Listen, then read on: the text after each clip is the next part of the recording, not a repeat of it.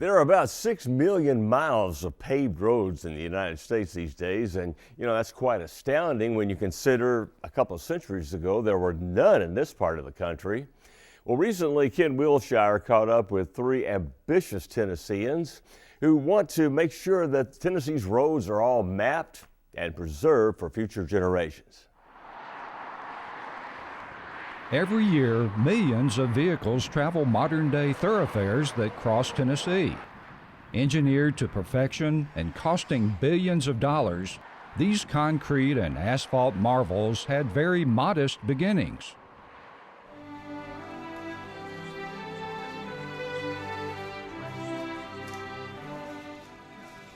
Actually, we pass by many of the earliest state roadways and don't even know it, just like this one.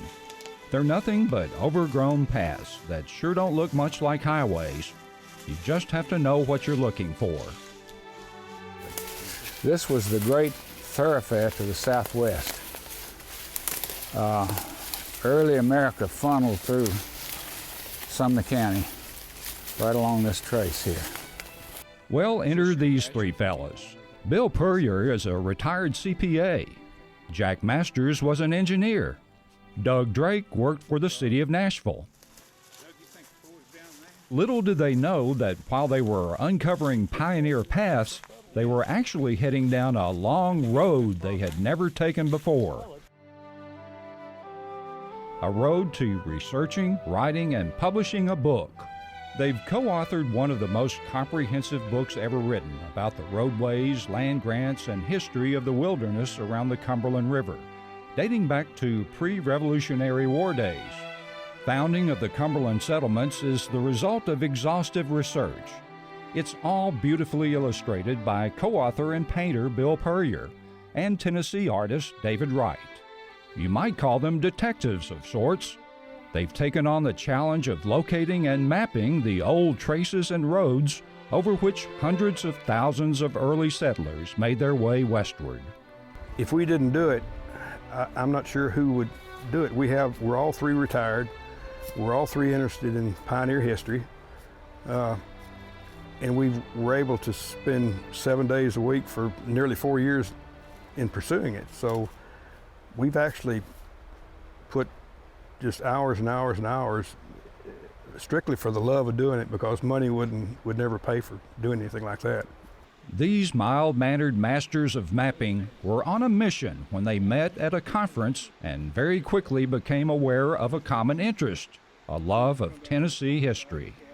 I was real interested in family history, and I live right now 10 miles from where my people settled in 1779. The most amazing thing to me is the determination and the fortitude that these folks had to come 300 miles through a howling wilderness with a land warrant in their pocket to fight off Indians on the way, hauling their cattle and their families and everything they owned with them, to settle here on a 640-acre tract in a log cabin, and to defend that cabin with a single-shot rifle against 5 surrounding Indian tribes and 3 hostile nations, the English, the Spanish, and the French. They must have really been something.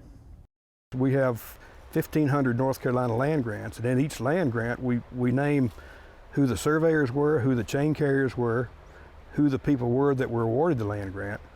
And of course, passing through here, some people stayed, some people didn't, but you can imagine 60,000, upwards of 60,000 people a year that were walking through here, going to Mississippi or anywhere west. And then 1803, the Louisiana Purchase just opened all this area, and genealogists are they're tremendously interested in the names. And when we did the land grants, we had 24,000 line entries for names and events. Founding of the Cumberland Settlements is also a book of history and genealogy, including biographies of early settlers and first-hand accounts of pioneer life. And it's a reference book to support further research. In the absence of any records, it's very difficult to prove, but that's what makes it so intriguing, is the mystery of it, as you said. And we can always wonder and know that there were people here in this area for 1,000 or more years before we got here.